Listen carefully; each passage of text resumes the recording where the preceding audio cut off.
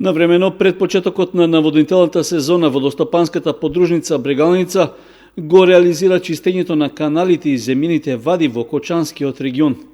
Ангажираната механизација во текот на минатата година завршила половина од планираната должина на каналската мрежа и на реките.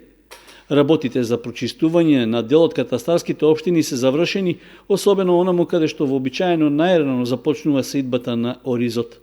Во 2019 година се исчистени 69,3 километри, од кои за брего укрепување на Кочанска река, кај мостот, кај Горни Подлак, е исчистено во должина од 250 метри.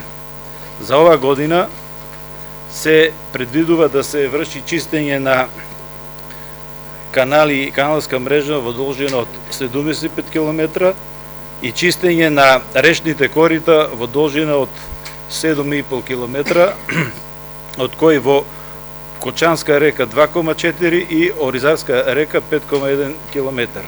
Според претходно изготвениот план на водостопанската подружница, вкупната должина на каналите и вадите што треба да се исчистат на подрачјето на општина Кочани е скоро на исто ниво како и минатата година. Инаку се прават калкулации дали акумулираната количина вода во моментот ќе биде доволна за исполнување на планот за наводнување.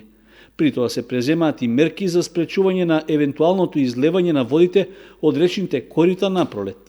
Што е нисок водостојот на двете реки, ќе започнеме со чистење баш од тај аспект за да не дојдат до поголеми врнежи и поголеми количини на вода, да дојде до несакани последици, односно до поплави.